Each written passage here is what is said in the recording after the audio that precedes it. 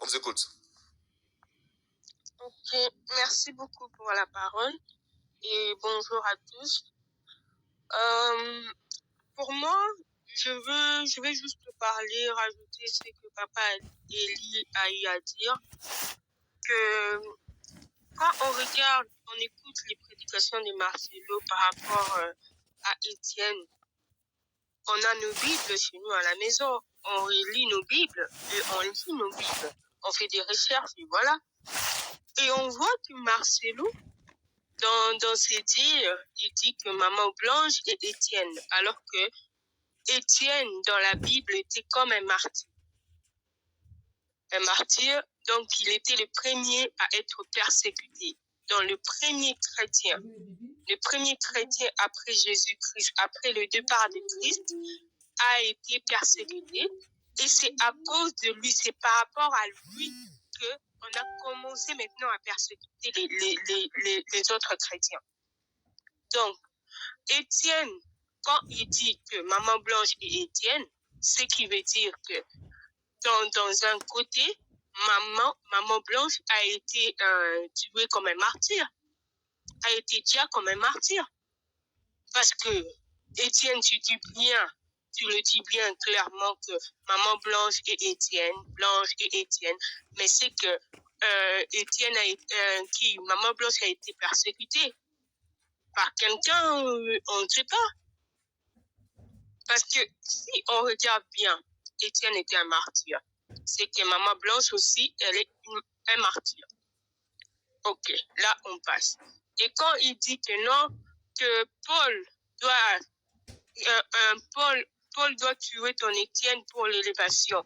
Étienne donc on l'a jamais tué par rapport au salut des autres, par rapport à l'élévation des autres. Non, Étienne a été tué par sa propre foi en Christ, parce qu'il a cru en Christ et il a donné son amour en Christ et il voulait mourir pour l'évangile.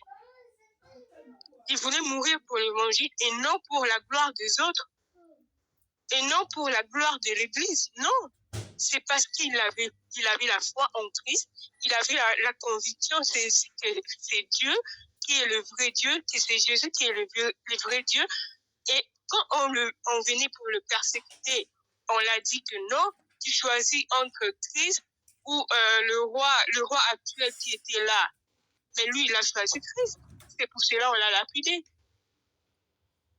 Quand il dit que non, Étienne, Paul a tué Étienne, là c'est archi fou parce qu'à l'époque, Paul ne s'appelait pas Paul, il s'appelait Saul. Il s'est converti en Paul parce que sa vie d'avant ne reflétait pas la gloire de Dieu. Sa vie d'avant, il était un persécuteur de chrétiens. C'est pour cela qu'il a voulu naître de nouveau et changer son identité. Donc, Marcelo a prédité la mort de sa femme. Donc, c'est une façon pour lui de nous montrer. Il pense que nous sommes aveugles. Non, on n'est pas aussi sourds. Quand on voit et quand on entend, c'est pas pour faire semblant parce qu'il est pasteur, parce que tout ce qu'il dit c'est oui et amen. Non, on est comme ces enfants de Béré là dans la Bible, que à chaque fois que la parole de Dieu est citée dans la bouche d'un homme de Dieu, on doit vérifier à la Bible. Et c'est comme ça, nous, dans cette génération d'aujourd'hui. Nous, on ne va pas laisser passer toutes les paroles qui sortent de la bouche d'un soi-disant homme de Dieu. On va vérifier dans la Bible. Et c'est comme ça, nous aussi, aujourd'hui, nous, on a nos Bibles. Quand un pasteur parle, on vérifie. Voilà, c'est tout ce que j'avais à dire. Merci. Merci beaucoup, hein. Merci Déby d'avoir respecté les temps. Tous ceux qui vont prendre la parole, donc je vous mettrai les temps et merci de bien vouloir respecter les temps. Ça permettra à ce qu'il y ait l'équitable, la prise de parole équitable. Les amis, vous qui êtes en haut, ne tapotez pas. Vous voyez comment on a chuté des 300 à 200 et quelques. Tous ceux qui montent, ne tapotez pas. Vous pouvez juste écrire par exemple Good Live, c'est tout. Vous envoyez des petits cadeaux. Envoyez des petits cadeaux, sécuriser le panel, c'est rien, ce sont des miettes. C'est juste, voilà. Essayez de sécuriser le fonctionnement de TikTok. Merci de bien vouloir tapoter. Femme d'État, vous avez écouté mon analyse. Vous avez écouté les audios. Qu'en pensez-vous sur les audios de ce que je vous ai mis présenté de Paul va tuer ton Étienne, machin du pasteur Tounassi? Bon, ben, en toute transparence, moi je ne saurais pas trop dire.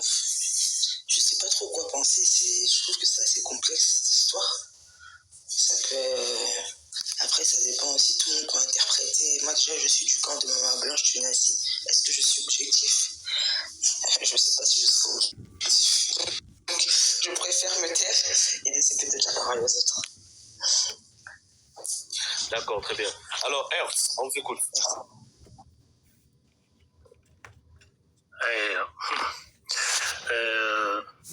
L'herméneutique, c'est l'art d'interpréter sur base de l'exégèse faite, c'est le contexte dans lequel la parole a été faite. Alors, faisons un peu de syllogisme. Paul, c'est la destinée de quelqu'un.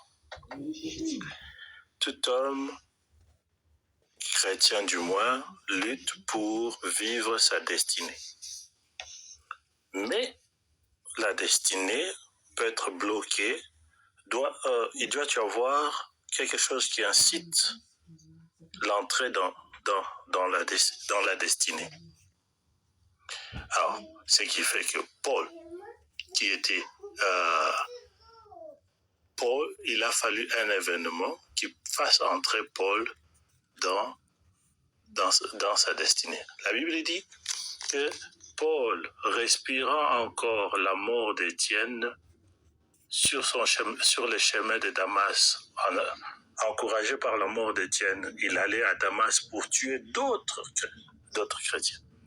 Donc, alors, monsieur dit que pour que tu entres dans ta destinée, il faut que ta destinée arrive à créer un événement qui est la mort d'Étienne pour que tu prennes le chemin vers ta destinée. Est-ce pour autant qu'il a agi dans cette histoire? Moi, je trouve ces deux raccourcis, je comprends. Mais autre chose dans votre truc, c'est que vous accordez uniquement au diable la possibilité de dire aux gens ce qu'il va faire. Message subliminal ou truc. Alors, ce qui fait que Dieu n'a pas toutes les possibilités que le diable peut avoir. Donc, je conclus que dans cette logique-là, c'est le diable qui doit être au-dessus de Dieu, parce qu'il a toutes les possibilités que Dieu peut faire, plus celle de dire, lui, il a l'unique possibilité de faire dire aux gens ce qu'il va faire dans l'avenir. Or, si nous rentrons dans la parole, dans Ésaïe, Dieu dit, ce qui me rend différent, comme Dieu sait que quand je dis quelque chose, je l'ai dit avant que ça n'arrive, afin que vous sachiez que c'est moi qui l'ai fait. Donc, ça embrouille un peu tout le raisonnement et tout le truc. Alors, moi je dis, c'est pas la première fois qu'un pasteur perd une femme, et c'est pas la première fois qu'un pasteur perd une femme et se remarie à moins d'1 an. C'est seulement parce que Marcelo est connu avec Internet aujourd'hui. Dans les temps, moi je connais 2 exemples comme ça, un à Kinshasa, à Limité, et un autre à Bruxelles.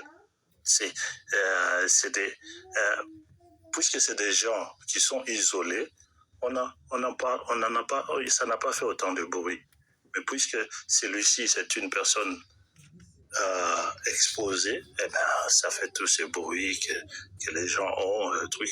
Moi, je dis d'abord, puisque la discussion est partie de l'audio, la première où la mère aurait enregistré sa fille comme ça. C'est tout. Moi, je dis il faudrait venir nous donner d'abord la motivation qui donne à une mère d'enregistrer sa fille. Je trouve ça très insultant pour la maman et très truc, puisque comment je vais enregistrer ma fille? Parce qu'on s'enregistre quand il y a suspicion. Alors pourquoi la maman irait enregistrer sa fille? Bon, je m'arrête là pour le moment.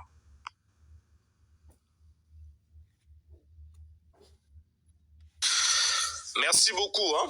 Vous savez, lorsqu'un prophète parle justement de la prophétie, Paul a dit que lorsque nous parlons de Dieu, il faut mettre l'intelligence. Il faut avoir un niveau de réflexion érudique.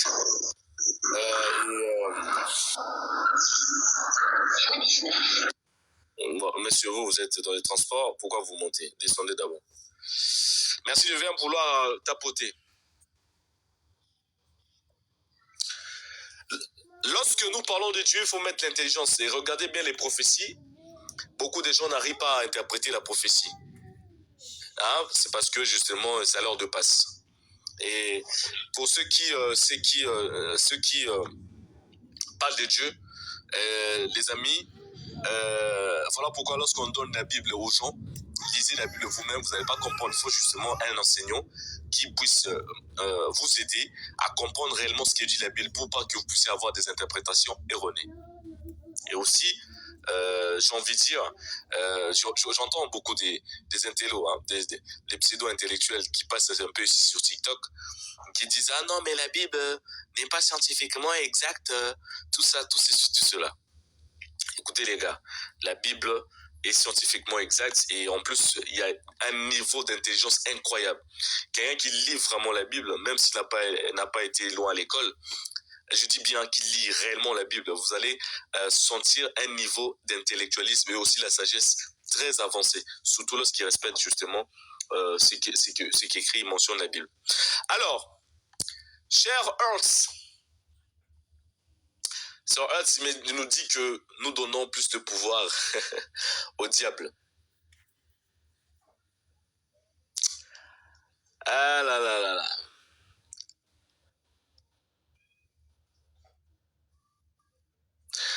Ce n'est pas nous, cher Herzbier. Tout à l'heure, je parlais Herzbich, je crois. Herzbich, cher Herzbich. Écoutez, cher Herzbich. Ce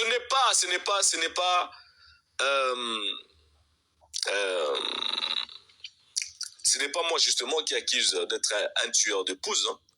Moi, je défends que Dieu donne la vie. Vous nous avez dit que ce n'est pas la première fois, si je ne dis pas de bêtises, qu'un pasteur perd sa femme. Ok. Maintenant, Herzbich, citez-moi un pasteur qui a prophétisé la mort de sa propre femme. Je pense que vous ne pouvez pas. Et lorsque vous dites que c'est juste parce qu'il est connu, Marcelo Tounassi, non. C'est parce qu'il a prophétisé la mort. Justement. C'est parce qu'il a un certificat douteux. C'est parce qu'il a un remariage éclair. D'accord? C'est parce qu'il y a une bataille d'héritage. Donc, les amis, arrêtez de défendre l'indéfendable. La vérité n'a pas peur de la célébrité. Mais Marcelo, il est qui, lui? Il n'a pas été plus célèbre que Papa Wemba. Il n'est pas plus célèbre que Fally Ipupa. Il n'est pas plus célèbre que Koffi Olomide. Au contraire, il est célèbre à son niveau. C'est tout. Donc, quand vous dites que oui, c'est parce qu'il n'est pas connu. C'est parce qu'il est connu. Maintenant, moi, j'ai une question pour vous, cher Herzbich. Est-ce normal? Bon, si c'est normal qu'un pasteur perde sa femme, comme vous l'avez dit, pourquoi celui-là l'avait-il pas prophétisé avant? Lui, le pasteur là. Le pasteur qui prophétise la mort. Maintenant, la question 2. Cher Herzbich, citez-moi un verset biblique. Je dis bien, citez-moi un verset biblique où Dieu dit, je vais retirer ton épouse. Citez-moi un verset biblique où Dieu dit, je vais retirer ton épouse. Bon. Si c'est juste de la célébrité, comme vous l'avez mentionné, pourquoi l'hôpital d'Istanbul conteste le certificat alors du décès?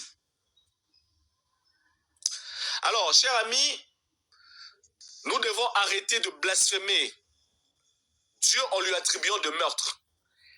Et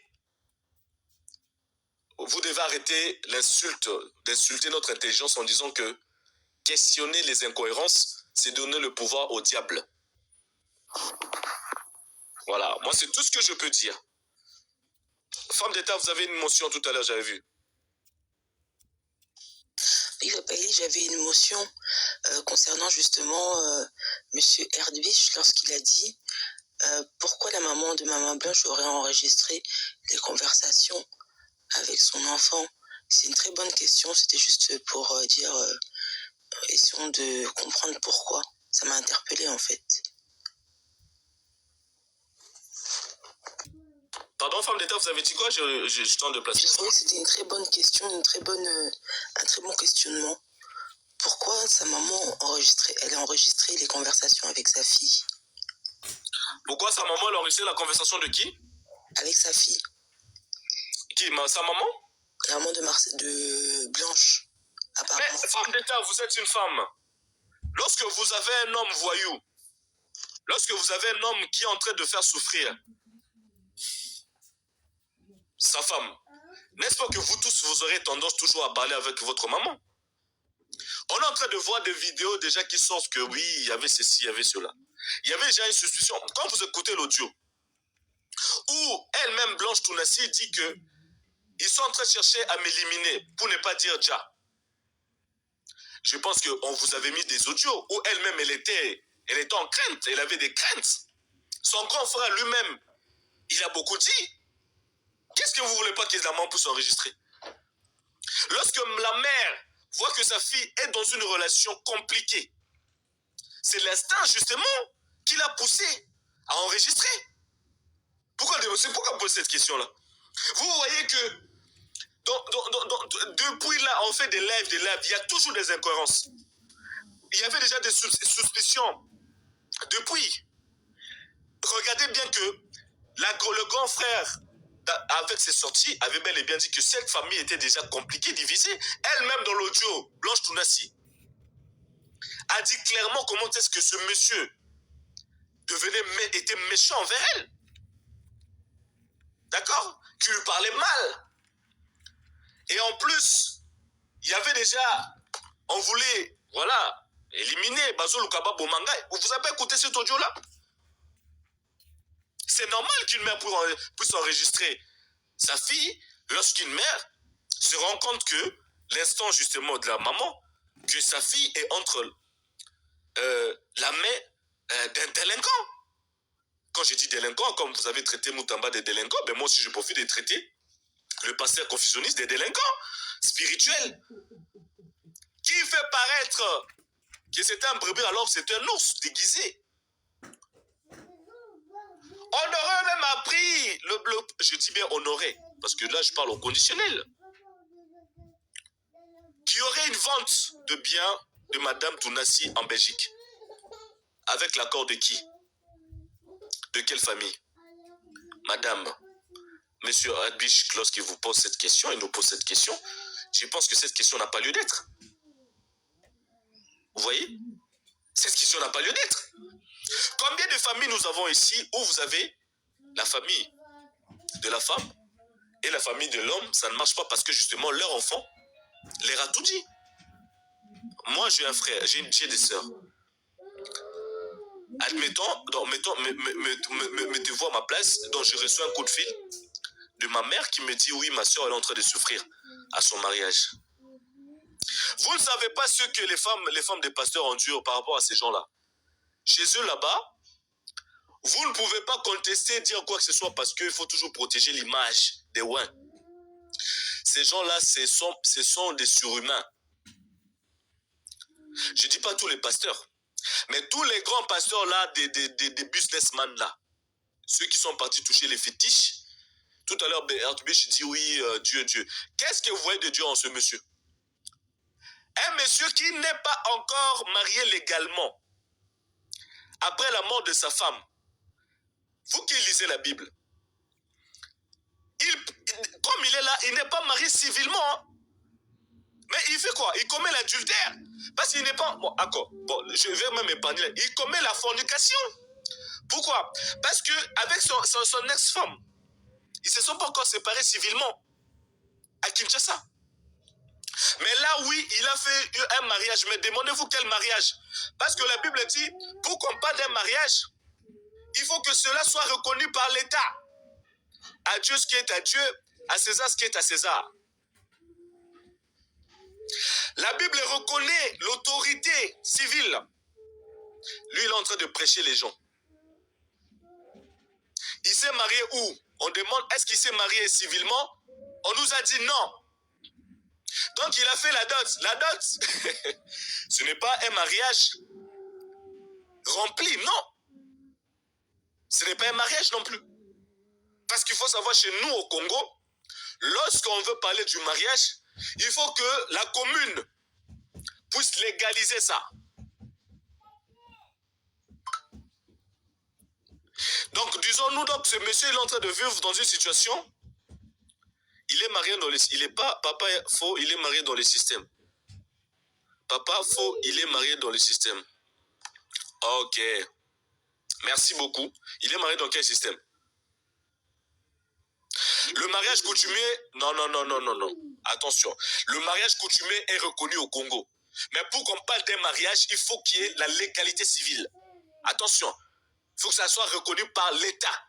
Il faut que ça soit le coutumier et le mariage civil. Voilà. Pour qu'on parle du mariage. C'est comme ça. Ce n'est pas de la dot. Non. L'État reconnaît nos us et coutumes, mais il faut, aux yeux de l'État, la dot n'est pas le mariage. C'est faux. Il n'est pas reconnu aux yeux de l'État. Ok? Donc, moi, c'est tout ce que j'avais à dire. Je ne vais pas trop prendre le temps. Voilà. On va donner la parole à Madame Lyon.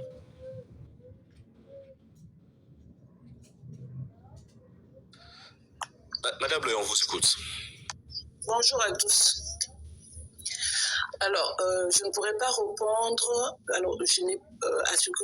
la question que tu as posée ou à ce que tu as dit tout à l'heure, non seulement parce que je n'étais pas là au début, et aussi je ne connais rien de la Bible. Voilà, donc je ne vais pas raconter les conneries. Par contre, j'ai remarqué que nous les Congolais, nous les Africains, même ce qui est clair comme le nez au milieu du visage, on cherche toujours à tirer en long et en large. Ce qui se passe à ce jour, les audios et tout ça là, je jure devant Dieu, devant mes ancêtres, que je ne suis au courant de rien. Parce que depuis le départ, j'avais dit que ce pasteur n'était pas innocent. Sa façon de faire, dès lors qu'il a pris tout le monde pour des idiots, lui il a pris tout le monde pour les idiots avant même de le verbaliser. Parce qu'il a dit que les gens étaient bêtes. D'accord? Quelqu'un qui perd son être cher, vous voyez comment il parlait de cette femme-là? C'était trop flagrant. La vérité était dans les détails. Ça, je l'ai toujours dit. C'est pourquoi on a banni ma page. Parce que dès le départ, quand cette histoire est arrivée, moi, je n'ai pas pleuré la défunte. Je l'ai pleuré lui. Parce que je me suis dit, ce monsieur ne va pas supporter le dialogue de cette femme-là. Et j'ai pleuré pour lui, j'ai pleuré pour les enfants. Mais après, je pense 2 semaines, il avait... Non, 2 mois, il avait commencé à des trucs un peu bizarres. Et je me suis dit, non, ça, c'est pas normal. Le fait de l'avoir dit, parce que les gens étaient encore dans la douleur, dans l'émotion, je comprends, on m'a signalé, on m'a traité de tous les noms, on a signalé mon camp. Mais je reste persuadée et convaincue qu'il a quelque chose à voir là-dedans. Maintenant, il faudrait savoir une chose. Je vais poser une question de vous à moi. Qui pouvait faire tomber son empire? Quelle personne connaissait mieux ce monsieur pour faire tomber son empire? Il nous a brossé dans le sens du poil pour éviter à ce que les gens puissent douter. Parce qu'une femme, quand on la complimente, une femme, elle devient comme un asticot quand on la complimente. Encore en public comme ça, elle devient... Mais il y avait des moments, malgré les compliments, tu sentais le visage de sa femme. Tu sentais le visage, même mon mari disait, mais c'est quoi cette femme? Elle est froide comme ça, on la complimente en public. Moi-même, j'étais même fâchée après cette femme-là. Mais sauf qu'il y a des moments, elle ne pouvait pas faire semblant. Elle se savait en danger. Pour le frère qui dit comment une maman peut. Quand tu te plains, quand tu parles à tes parents ou à des amis proches, ils peuvent sentir quand ça va ou quand ça ne va pas. Mais dès lors que ton propre enfant te dit « Maman, je ne me sens pas bien. Maman, je me sens en danger. Maman, c'est normal. » D'accord? Donc pour moi, tout ce qu'on est en train de faire, c'est vrai qu'il faut en parler. Il avait sous-estimé la force des réseaux sociaux. Mais il y a un Dieu aussi qui existe. D'accord? Il y a un Dieu qui existe. Moi, je ne parle pas seulement moi, je parle du Dieu, le vrai Dieu, la nature, voilà. Ce que ce monsieur fait est juste. On a eu, comme le pasteur dit, c'est parce qu'il est populaire. C'est faux. Il y a aussi le pasteur qui était au Nigeria, là, qui avait dit à l'autre, sa femme. Vous vous souvenez? Okolali, ou je ne sais plus comment il s'appelle. Il s'était pris pour Dieu le Père. Mais ça ne se passe pas comme ça. Ça ne se passe pas comme ça. Et regardez toutes les confusions, sa façon de faire. Regardez en combien de temps une personne qui est en Turquie arrive au Congo et tout. Gars, même les présidents ne font pas ça. Donc il a plus d'argent que les présidents qui sont là. Ça, c'est pas bien. Il s'est fait avoir à son propre jeu. Voilà. Je respecte mon temps. Merci beaucoup, Madame Delio. Merci beaucoup. Très, très belle intervention. Votre première intervention. On va revenir encore parce que le débat, ça sera houleux là. Je vois dire Claude, il est monté. Donc Claude, il va soutenir Arbiche. Ça, c'est sûr. Dilos qui va bientôt venir. Voilà. Monsieur Arbiche a une motion. Allez-y. Une motion, c'est 1 minute.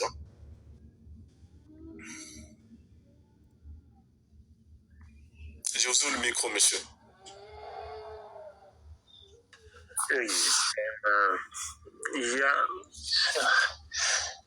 Moi, je ne comprends pas.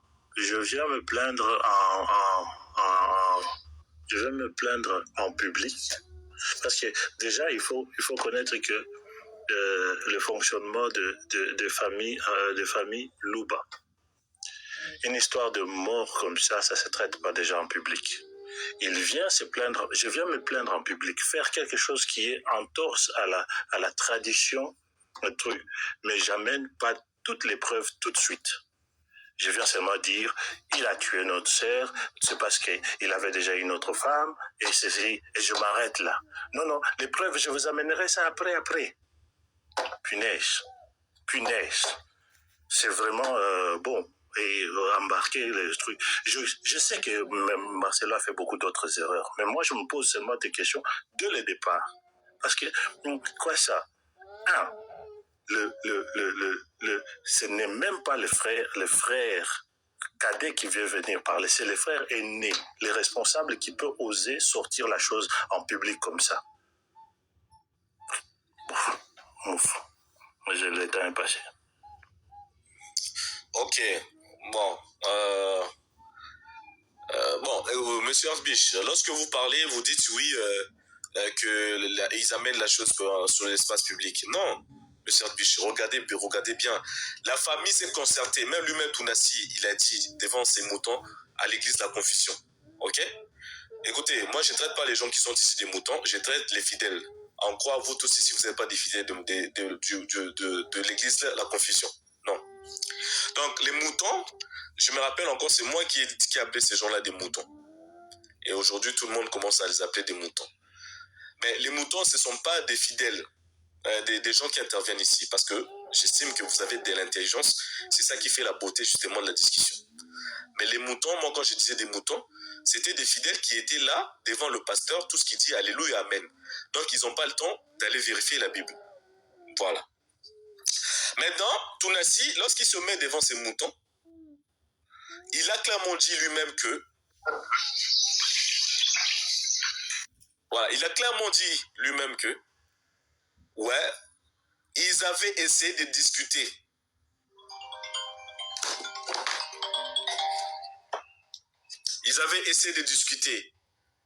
Ok?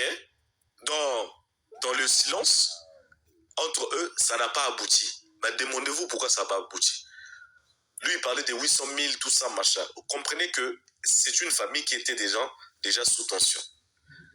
Et le grand frère, le grand frère Christophe, le grand frère de la dame, avait dit, lorsqu'on a amené le corps de Madame Blanche Tounassi, il y avait quelqu'un qui avait dit apparemment que le corps n'avait plus des organes.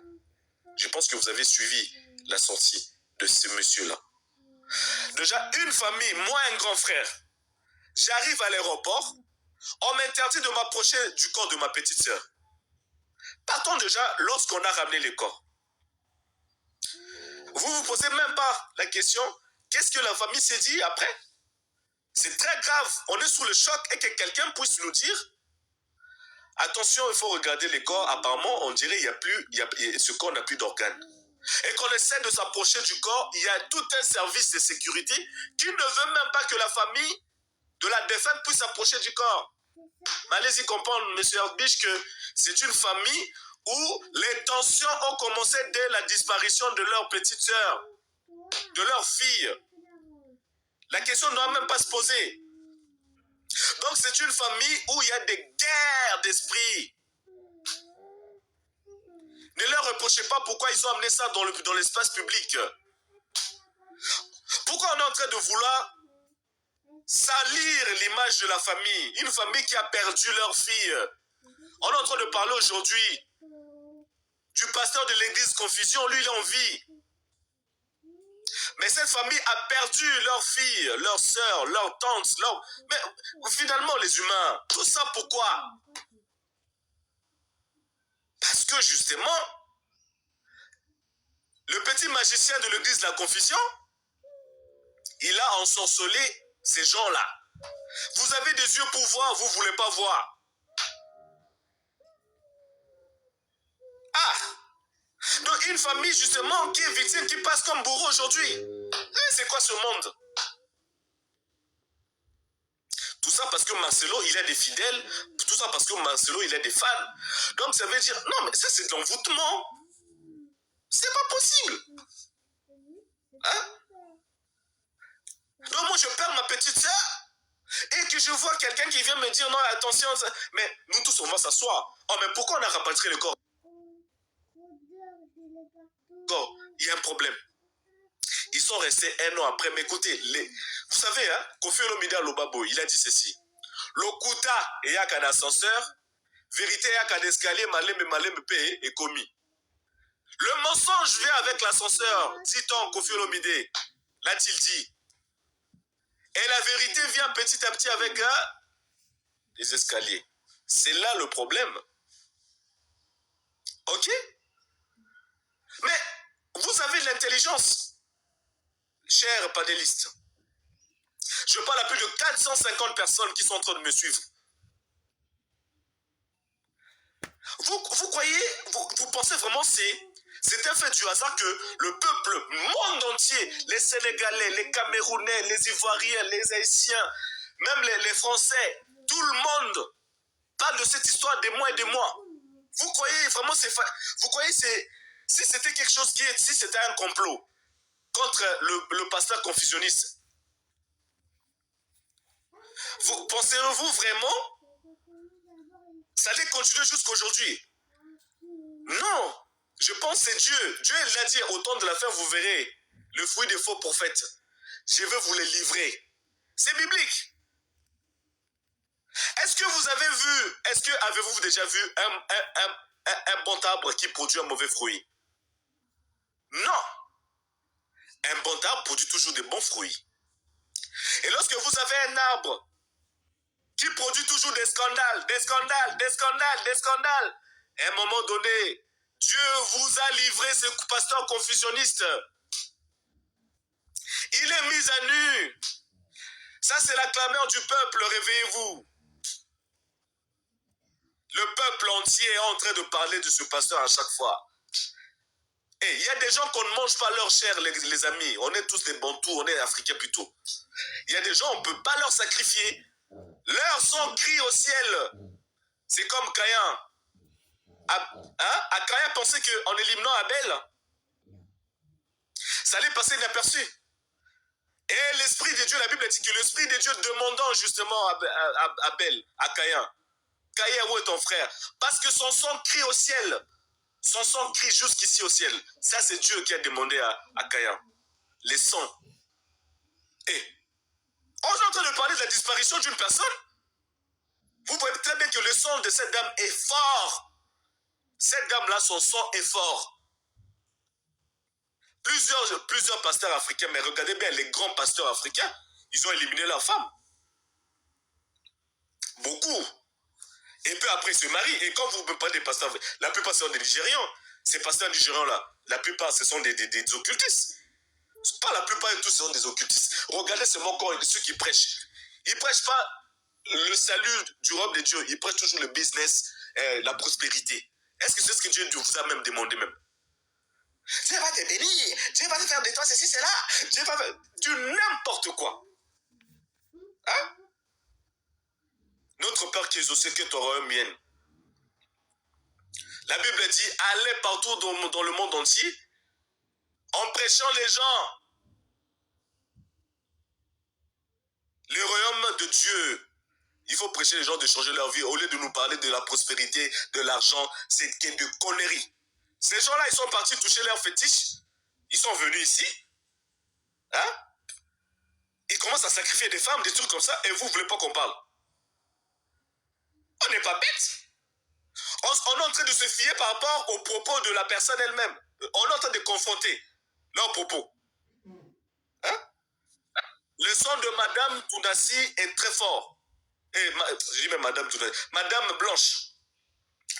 Et écoutez, j'étais en train même de rester, j'ai oublié. J'ai dit non, hier j'allais parler de la politique. J'ai dit non. Il faut qu'on reparle de cette affaire. Parce que j'ai vu dans d'autres, ça ne parle plus. Hein. On a fait une semaine où c'était calme. J'ai dit non. Cette dame, on doit pousser. Nous, jusqu'à ce qu'on dira, jusqu'à ce que ça ira à la Cour de cassation de Kinshasa, ou ici en France, ou aux États-Unis, c'est là que nous, on va s'arrêter. Et lorsque ça ira, c'est pas l'affaire des biens matériels. Non. Moi, c'est pas les biens ou le partage. Non, moi, c'est pas ça. Moi, c'est les circonstances de la mort. Jusqu'à ce que ça ne va pas arriver, nous, on va pousser cette affaire loin. Il faut qu'on comprenne, la dame est déjà par rapport à quoi? Pourquoi les circonstances, machin? S'il faut qu'on puisse déléguer des détectives privés jusqu'à Istanbul, nous, on va aller jusqu'au bout. On ne va pas laisser cette affaire. On a parlé de Constant Moutamba ici, des jours et des jours. Vous avez vu, hein? On n'a pas oublié Constant. On va revenir sur Constant Moutamba. Mais nous, l'affaire de cette dame-là, on ne va pas laisser ça. Il y a des gens qui disent, oui, oh non, vous passez des temps. Nous, on ne passe pas nos temps. Hein? Maman, on travaille, hein? Ah, en tout cas, on gagne bien notre vie. Donc, si on reste ici, c'est pour comprendre la vérité, justement, de ce qui s'est passé. Cette dame, son sang est fort. Son sang est fort et on ne va pas laisser. Gare à vous les moutons. Je ne dis pas ceux qui interviennent ici. Attention, je ne veux pas d'insultes pour mes intervenants. Je dis bien les gens qui sont fidèles à l'église, la confession. Merci beaucoup. Monsieur Théo Massif. Oui, allô, Eli. Vous m'entendez? Très bien, monsieur Théo Massif. Oui, en tout cas, merci de m'avoir donné la parole. Vous allez souffrir que je ne parle pas trop fort parce que je suis en plein travail en même temps. J'étais intéressé d'intervenir aussi. Mais en partant, moi, je ne suis pas d'accord avec les traitements que vous proférez aux fidèles de l'Église.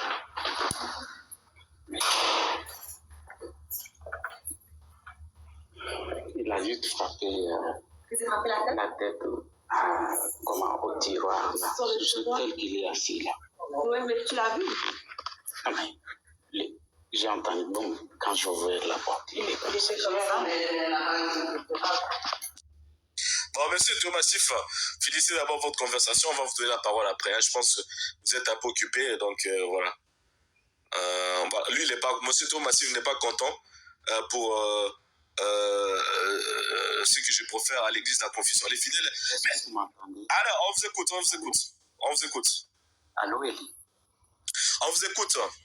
Oui, les gens qui partent dans des églises ne sont pas fidèles au pasteur.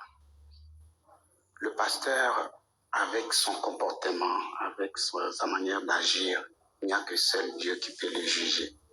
Mais si ce pasteur-là peut sortir de sa bouche une bonne parole qui peut orienter la vie de quelqu'un pour avoir son salut ou pour bien se conduire, moi je pense qu'il ne mérite pas d'être appelé mouton.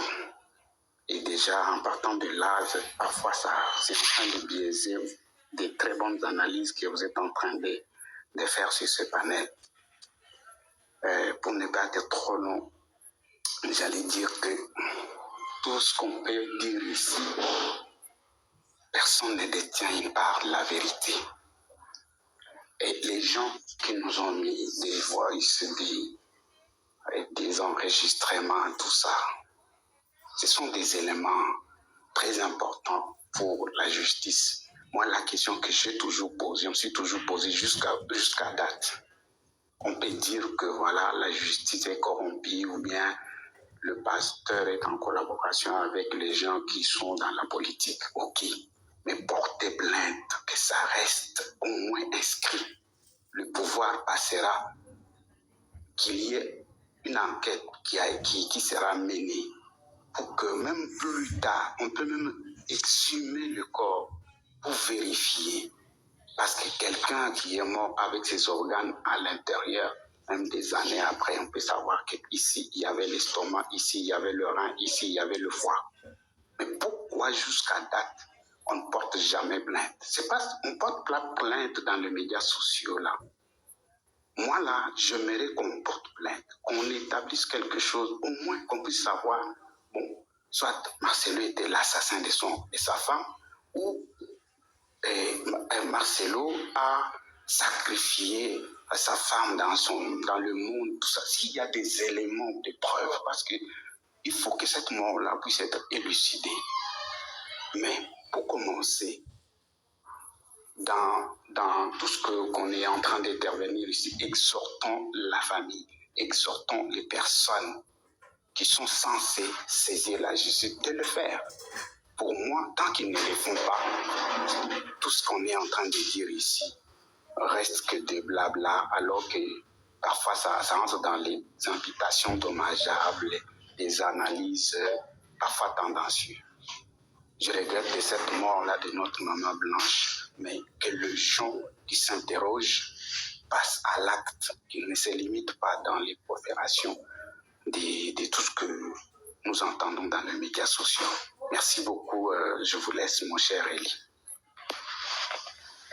Merci, monsieur Théo Massif. Bon, vous êtes un panéliste de ce panel des érudits, donc vous comprenez bien le fonctionnement de ce panel. Alors, cher Théo Massif, beaucoup de gens me demandent descendre. Faites-le descendre, faites-le descendre. Non. Non, pourquoi le faire descendre? Ça, c'est un panel où il y a toujours des contradictions. On a des débats intellects. Ça ne dérange en rien. Le fait que... On va demander une motion. Attendez, Papa Claude. Ah, Papa Claude. Moi, je suis là avant Claude. Oui. Papa, comment il s'appelle? Papa Théo Massif. Parce que depuis hier, tu me refuses l'émotion, hein? Claude, s'il y a quelqu'un qui a parlé beaucoup, c'était toi, non? Alors,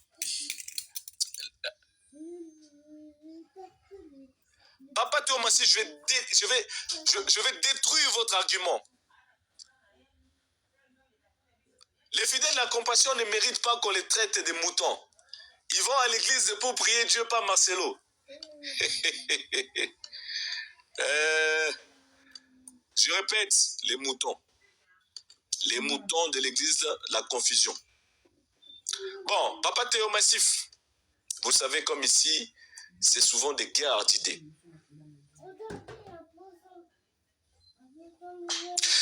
Papa Théo Massif, la Bible elle-même parle des moutons. Ézéchiel 34, 2, 3 dit, malheur aux pasteurs qui se passaient eux-mêmes. Je lis, malheur aux pasteurs qui se paissent, excusez-moi, oh là là.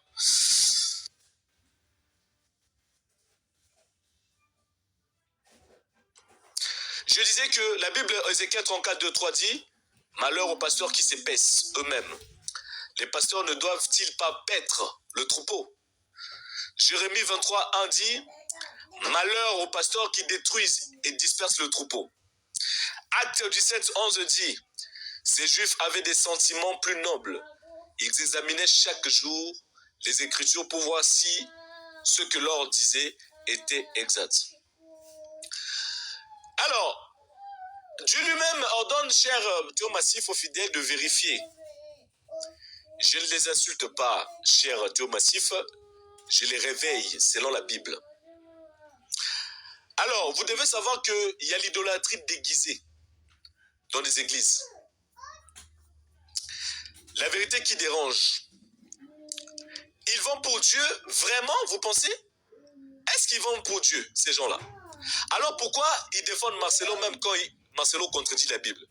Pourquoi les serviteurs de l'église de la confusion défendent Marcelo même quand il contredit lui-même Marcelo la Bible? Pourquoi ils gobent la prophétie de la mort sans vérifier dans la Bible? Pourquoi ils acceptent qu'ils se remarient en 13 mois? Pourquoi ils ne questionnent pas le certificat douteux? Normalement, s'ils partaient pour Dieu, ils devaient quand même se poser la question. Cher Marcelo Tounassi, hein? Toi qui es là pour paître le troupeau, pourquoi partout on parle de vous que vous aurez des certificats douteux? Pourquoi cette prophétie de la mort? Qu'est-ce dit la Bible? Non, cher Marcelo Tounassi, non. Comme ces derniers temps, vous êtes en train de faire des scandales. Je pense qu'on va vous retirer le droit, d'accord, de se mettre devant nous et de nous prêcher. Parce qu'à l'instant, on ne vous accuse pas.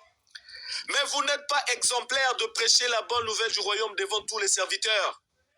Parce que la Bible dit que le pasteur, le prêtre doit être irréprochable. Lorsqu'un pasteur se met à des scandales, normalement l'église, la confusion, devait asseoir le collège des anciens, qui devait mettre Marcelo Tounassi à côté. Qui de cette église, la confusion, a mis Marcelo Tounassi à côté? Normalement, pour ne pas salir l'image de Dieu. Si les moutons là qui partaient là-bas, ils partaient pour Dieu. Normalement, Tounassi devait s'asseoir. Il devait quand même s'asseoir avec des sorties tellement rocambolesques. Bon, comme c'est lui le boss, cher ami, on ne peut pas le faire asseoir. Donc, vous comprendrez que c'est de l'idolâtrie déguisée. Et comme ce sont des idolâtres, la Bible interdit l'idolâtrie, nous, on va les traiter des moutons. Ce n'est pas de l'insulte, c'est une qualification qui est abjecte, qui est claire. Normalement, ce sont des gens qui devaient ouvrir leur Bible et dire à leur pasteur, à leur chef, le boss, écoutez, nous voyons qu'il y a des scandales sur votre personne. Vous êtes en train de passer un moment où on remarque quand même, vous faites des sorties quand même un peu rocambolesques.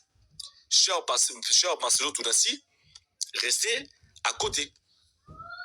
Voilà. Alors, il y a la responsabilité des bergers. Il y a Chocolat des filles qui est dans le live. Ce serait possible qu'il puisse monter? Bien sûr qu'elle fasse sa demande, je sais pas, hein, je sais qui Chocolat des filles, c'est qui? Elle peut faire monter, je sais pas si c'est un homme. C'est un homme. Non, il n'y a pas de souci, voilà. Chocolat des filles, est-ce que vous pouvez faire votre demande si possible? Merci. Tout le monde est bien le bienvenu ici. Hein. Donc je disais qu'il y a la responsabilité des bergers. Hein? Tu peux protéger les fidèles. Parfait. Quiconque scandalisera un de ces petits qui croient en moi, il faudrait mieux pour lui qu'on suspendît à son cou une meule de moulin et qu'on le jetât au fond de la mer. La question, qui scandalise plus? Moi qui dis vérifier la Bible? Ou le pasteur qui prophétise la mort de sa femme? Mes frères, qu'il n'y ait pas parmi vous des personnes qui s'effacent docteurs, car vous savez que nous serons jugés plus sévèrement. Le pasteur sera jugé plus sévèrement, mais pas moi. Ça, c'est la Bible, c'est ce que je demande justement aux moutons qui partent dans des églises de la confusion, effectivement, de vérifier là ce que dit la Bible. Ce n'est pas de l'insulte, cher Théomassif. Voilà. Merci beaucoup. On va donner la motion à M. Claude. Monsieur Claude. Ah, Claude, il est parti où? Claude, revenez. Papa Claude, lui, c'est le juge. Marcelo, justement. Papa Claude, pourquoi vous êtes parti? Je crois qu'il a un problème de charge. Attendez. Je peux intervenir. Allez-y. Qui? Non, pas vous. Attendez. Il y a des gens qui étaient avant. Madame Yvonne. Bonjour Elie. Bonjour à tout le panel. Merci de m'avoir donné l'opportunité d'intervenir aussi un peu sur ce sujet qui nous concerne tous. Moi, je monte tout simplement pour, après l'intervention de Elbich, si c'était Elbich et Thomas Sif, là, le monsieur qui travaille le dimanche, il n'a pas de repli, là. On voit bien qu'il est devant ses moutons, quoi. Ça part de moutons. Mais comme disait ma sœur, Madame Lyon tout à l'heure, moi je ne vais pas rentrer dans la Bible et décortiquer et tout. Depuis que cette histoire, moi je la suis, je pense que on a vu Marcelo devant ses moutons leur demander d'aller le défendre sur les réseaux sociaux. Aujourd'hui, nous constatons vraiment qu'il y en a plein qui font la job, comme le Herbich et consort et Théomassi là qui est présent sur le plateau, sur le panel. Donc ils essaient de défendre Marcelo. Le monsieur là tout à l'heure était en train de dire bon voilà, ce que nous sommes en train de faire c'est que du bla. Moi je me demande pourquoi il perd son temps là, pourtant il est en train de travailler. Si c'est que du blabla, qu'est-ce qu'il fait là? Qu'il aille travailler? Hein? Tout ce qu'ils veulent aujourd'hui, c'est que, et merci Elie, merci, tu as dit tantôt que tant que cette histoire-ci, nous n'avons pas le résultat que nous attendons, vous n'allez pas arrêter. Vraiment, je vous dis merci et bravo pour votre courage. Ces gens-ci, ils cherchent seulement à dissuader. Ils comptent sur l'usure que, bon, voilà, vous allez arrêter d'en parler comme ça. Ce n'est que ça. Pourquoi Marcelo ne se lève pas et peut-être fait une conférence de presse, parler au monde entier que, bon, voilà, vous me reprochez ceci, voilà toutes les preuves. Pourquoi il ne le fait pas? Au lieu de ça, il demande à ses fidèles, à ses moutons de le défendre sur des panels. Mais ne voyez-vous pas qu'il y a quelque chose? Ils veulent nous empêcher même de réfléchir. Mais attends, le bon sens n'est-il pas la chose la mieux partagée? C'est pas parce qu'on est pasteur que, bon, voilà, les autres qui ne le sont pas n'ont pas la jugeote. Nous voulons la vérité, c'est tout. C'est tout ce qu'on attend. Qu'est-ce qui s'est passé quand on nous relate l'histoire de Maman Blanche? Pourquoi ils veulent empêcher les gens de parler? Pourquoi? Bon, merci. Je ne vais pas rester longtemps. Merci encore. Merci, je vous suis. Merci à vous, madame. Merci, madame Yvonne. Après, madame Yvonne, c'était au tour de,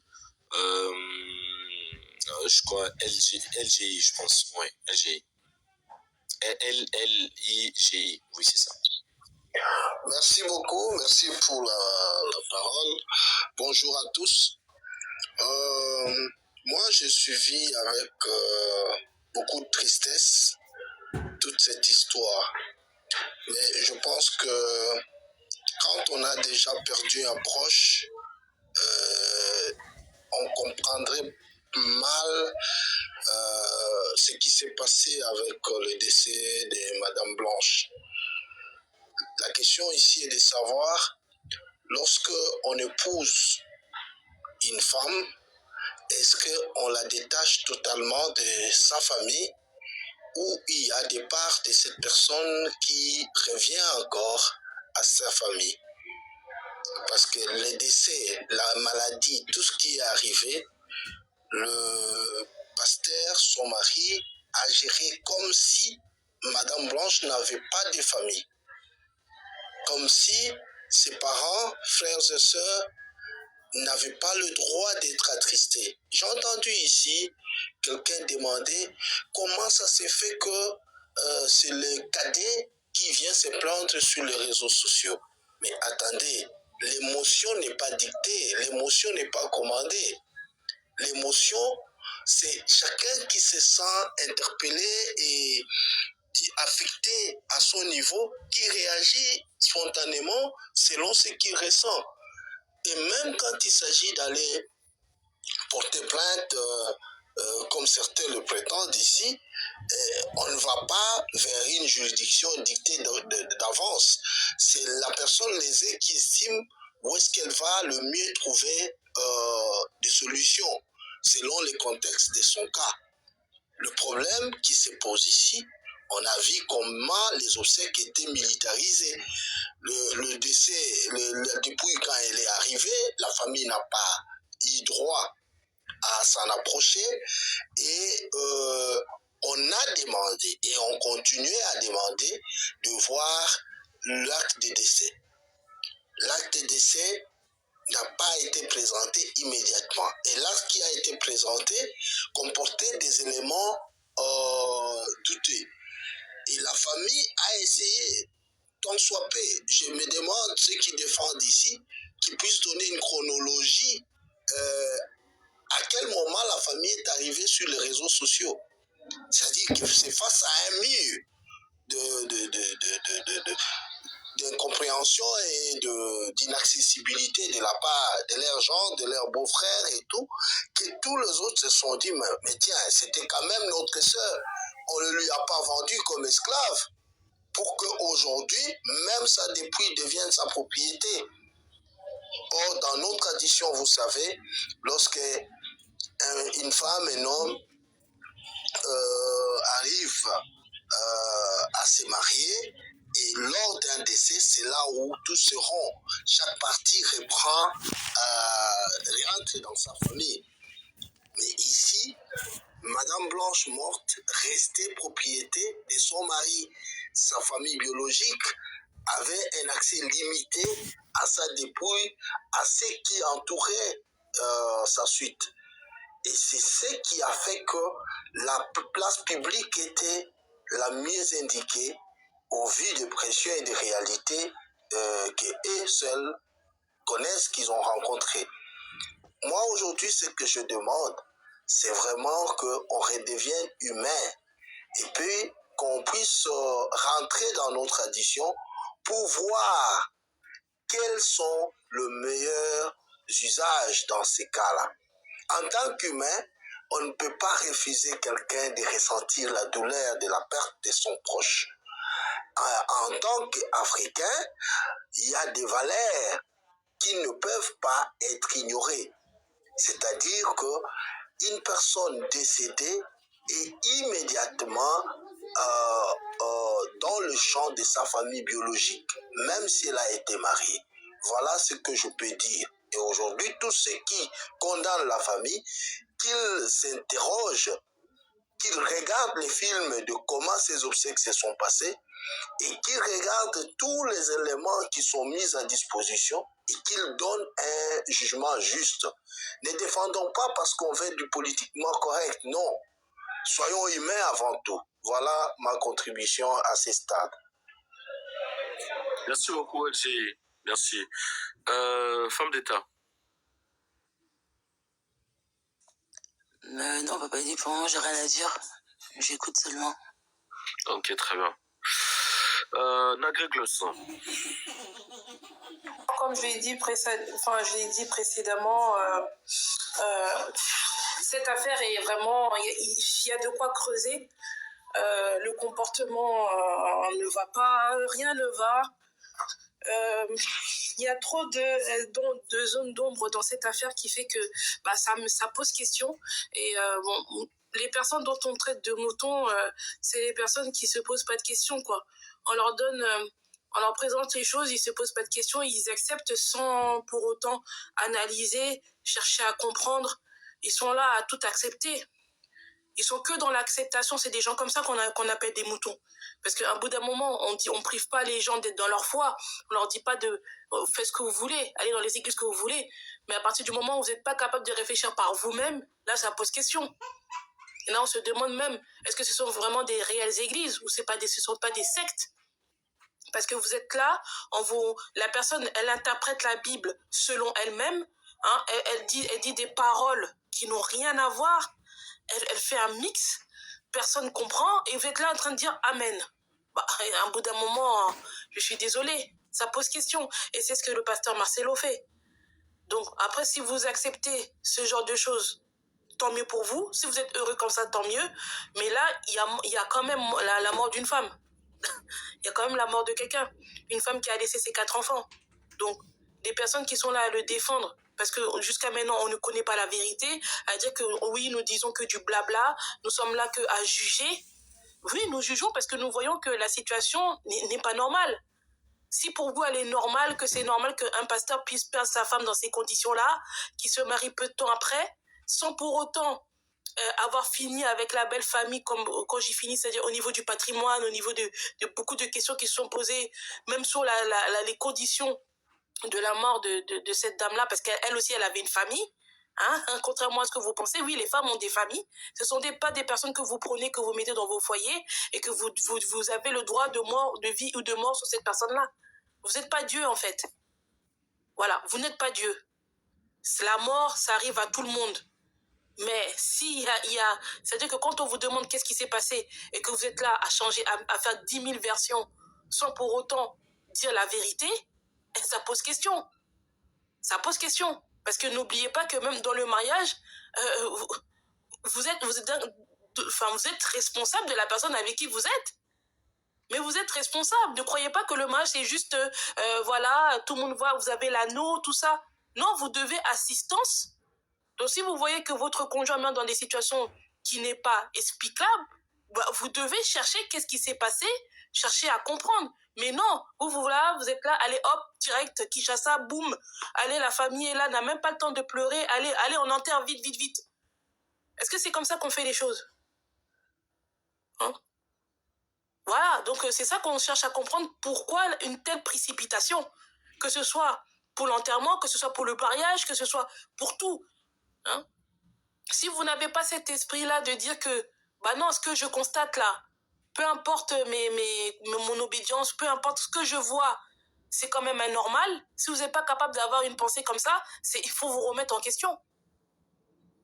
Il faut vous remettre en question. De trouver même par rapport à la situation de Madame Kandolo, peu importe la situation auquelle vous faites face même dans votre vie, que vous constatez quelque chose qui n'est pas normal, si vous n'avez pas cet esprit-là à dire que non, ce que je vois c'est pas normal, et par rapport à votre foi vous dites que bah j'accepte, même si de mes yeux je vois que c'est pas normal, mais j'accepte quand même, bah, ça pose question. Il faut vraiment, c'est-à-dire que votre cerveau est complètement à sèche, quoi, il est complètement à plat. Et vous dites que non, on n'est pas là, on ne doit pas juger les gens, on ne doit pas... Attendez quand même. Ça, moi, je dis aux gens, parce que ça ne vous est pas arrivé, c'est pour ça que vous dites ça. Parce que c'est les autres que vous dites ça. Mais quand ça vous est personnellement impliqué, vous-même, que ça vous arrive dans votre famille, que je sais pas, vous avez une tante peut-être que vous aimez beaucoup, une nièce ou une cousine qui disparaît dans des conditions mystérieuses, personne ne sait pourquoi, personne ne sait comment. Vous allez dire que non, bon, on va pas se poser de questions, hein, voilà, on va enterrer, et puis voilà, faire croire que la famille pense qu'à l'argent. Pour autant, ils ont perdu la personne qu'ils aimaient de leur sang. Vous voulez faire croire ça à qui? Hein? Vous voulez faire croire ça à qui? Que la famille est là juste pour l'argent, que même limite même les membres de la famille s'en foutaient de cette dame-là, c'était leur sang.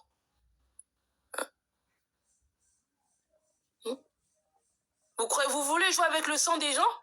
Moi, en tout cas, mon sang, vous n'avez pas joué avec. Hein. Moi, personnellement, les membres de ma famille, là, quelqu'un meurt dans des situations bizarres, là, mais il va regretter même. Il va regretter. Hein. Vous voulez jouer avec les gens, hein.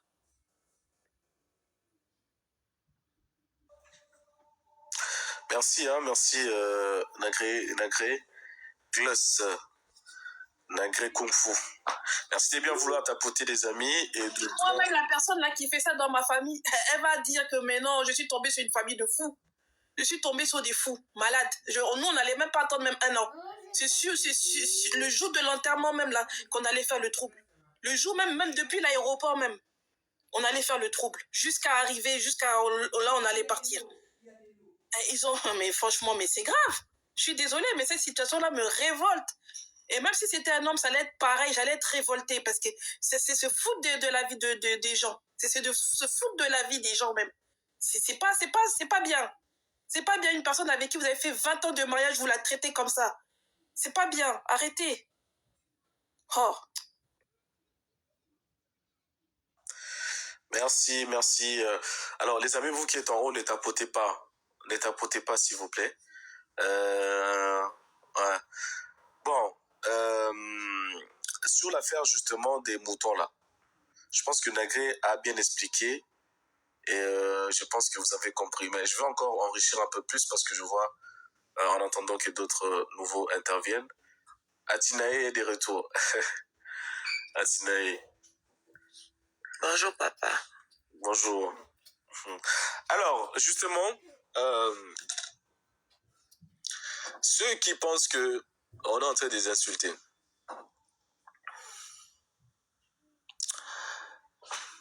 Lorsqu'on traite de ces gens-là qui vont là-bas des moutons, elle dit des fidèles moutons, parce que vous devez savoir déjà, il y a la responsabilité individuelle de vérifier les enseignements. Dans la Bible, vous devez savoir que les Béréens, je ne sais pas si vous connaissez ça, sont cités comme un exemple de foi intelligente. La Bible dit que ces Juifs avaient des sentiments plus nobles que ceux des Thessaloniques. Ils reçurent la parole avec beaucoup d'empressement. Ils examinaient chaque jour les Écritures pour voir si ce qu'on leur disait était exact. En Actes 17, le verset 11. Bon, cela montre quoi? Les moutons, écoutez. Cela montre que Dieu approuve les croyants qui vérifient et ne se contentent pas de suivre un prédicateur. Ok? Les moutons. Quand je vous ai appelé des moutons, les fidèles des églises, la confusion. Les dangers de suivre un homme sans discernement est très grave. C'est de l'idolâtrie. Les dangers, justement, est très... En fait, c'est très grave. Pourquoi? Parce que Jésus même lui-même a averti, si un aveugle conduit un autre aveugle, ils tomberont tous deux dans une fosse. Pardon, hein?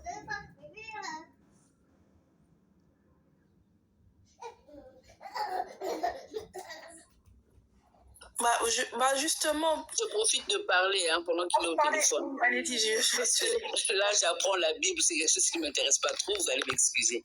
Oui, mais alors, moi aussi, ça ne m'intéresse pas, mais bon, pour les chrétiens... Voilà. Hein, voilà. Ok, je respecte. Mais ça me saoule plus que ça. Alors, j'aimerais dire ceci. Est-ce que vous ne pensez pas qu'on avait déjà le scénario avant que qu'on arrive à cet acte-là? De vous à moi. Combien de gens prédisent les choses? Alors, on avait le scénario. Désolé. J'avais reçu un appel, désolé. Elie, comme madame était en train d'intervenir, laissons-la... Non, c'est pas grave, je peux descendre, il n'y a pas de souci. Non. Il y a quelqu'un qui a intervenu. Continuez. Ouais. Ah, allez-y. Ah, oh là là, elle est descendue. Ah. Non, elle pouvait parler, j'ai pas vu, parce que moi, je suis revenu... ouais, c'est pour ça que je voulais qu'elle continue. Parce qu'elle disait que, bon, au début, elle disait que, bon, la Bible ne l'intéresse pas. Mais moi, je lui ai dit, bon, c'est bien pour les chrétiens. Parce qu'il faut savoir que dans le live, on n'est pas tous chrétiens. Donc, lorsque tu cites la parole de la Bible, c'est pour que les moutons, là, sachent que... c'est pour les moutons, ils comprennent. Ouais, c'est pour les moutons comprennent. Mais oui, parce que... sinon, nous, les païens ou ceux qui ont d'autres religions, ça nous intéresse pas, nous on s'en fout. Mais pour les chrétiens, oui, pour qu'ils puissent comprendre que ils suivent pas vraiment la parole de votre livre là, la Bible, voilà. C'est dans ce sens. Mais en fait, vous pouvez pas combattre, les Ouazalendo sans les armes. C'est compliqué. Donc, si moi je me réfère justement à la Bible, c'est parce que ces gens-là m'ont traité des païens. Donc, moi, je suis en train de leur ramener toujours dans la Bible pour qu'ils comprennent que... Tout à l'heure, je parlais même de... Avant qu'on puisse m'appeler au téléphone. Dites à Daniel de se calmer parce que sinon, moi, je vais le bloquer. Hein. J'aime pas des gens qui manquent de tolérance comme ça. Hein. Et il faut que tu fasses un live sur ça, Élie. Parce que là, je me rends compte que les chrétiens, même, ils connaissent même pas la Bible, en fait. Ils connaissent pas. Ils connaissent pas. Ils se disent chrétiens, mais ils lisent même pas la Bible. Ça sert à quoi? Ils ont un manque de tolérance sur les autres, sur le monde, qui, moi, personnellement... Lire le passage par Madame Bocchila. Pardon? Là, vous demande de relire le passage. Ah bah, relis le passage. Redonnez le passage, pardon. Ah, ok, le passage, ok, merci. Parce que j'ai un retour, ok, merci. Alors, je disais qu'en Acte 17, le verset 11, la Bible dit « Ces Juifs avaient des sentiments plus nobles que ceux de Thessalonique. Ils reçurent la parole avec beaucoup d'empressement et ils examinaient chaque jour les Écritures pour voir si ce qu'on leur disait était exact. » Ça, c'est l'Acte des Apôtres, chapitre 17, le verset 11. Je disais que ce verset montre quoi? Que Dieu approuve les croyants qui vérifient et ne se contentent pas de suivre un prédicateur. Maintenant, le danger de suivre un homme sans discernement, Jésus lui-même a averti. En Matthieu 15, le verset 14, la Bible dit « Si un aveugle conduit un aveugle, ils tomberont tous deux dans une fosse. » Je répète, si un aveugle conduit un aveugle, ils tomberont tous deux dans une fosse. Et un chrétien ne doit pas suivre aveuglement un pasteur, même célèbre soit-il. Seul Christ est le berger suprême. Vous voyez? Les moutons. La Bible, au-dessus des traditions d'église, Paul a écrit que même si nous-mêmes, ou un ange du ciel, vous annoncez un autre évangile, que celui que nous avons prêché, qu'il soit anathème. Ça, c'est en Galates 1, le verset 8. Cela signifie que même un homme de Dieu respecté peut se tromper. Et que la seule référence infaillible est la parole de Dieu, qui est la Bible. Hein? Et Hébreux 5,14 dit, la nourriture solide est pour les hommes faits, pour ceux dont le jugement est exercé, par l'usage à discerner ce qui est bien et ce qui est mal. Un chrétien doit grandir et développer un discernement d'abord personnel. Pas se contenter d'être un mouton. Ok? Parce que le mouton, c'est des personnes, ils ne vérifient même pas la Bible. Ils sont là, alléluia, amen. Donc pour eux, Marcelo, c'est un homme de Dieu, on ne peut pas le toucher. On ne peut pas discerner ses discours, ses contradictions. Et ça, c'est très grave. C'est un ouais, semble-t-il.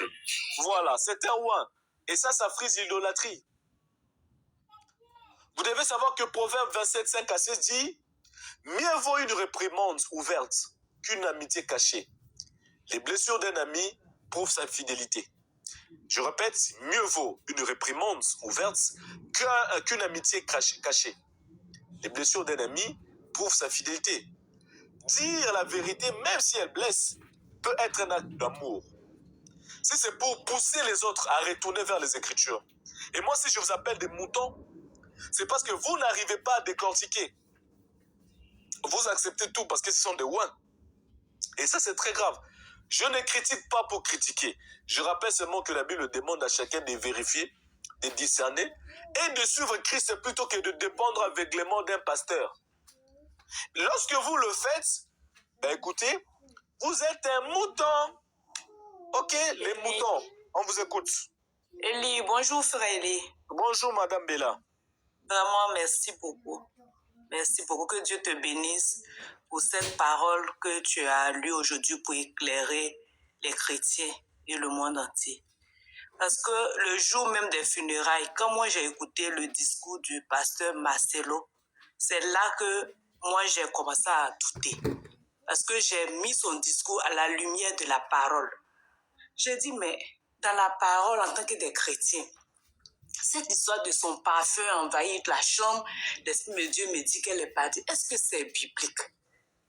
Et là, j'ai commencé à dire que j'ai partagé à une amie. J'ai dit, cette histoire-là, vraiment, en tant que chrétien, est-ce que ce qu'il est en train de dire est biblique? Mais on était encore dans l'émotion de la perte de Maman Blanche.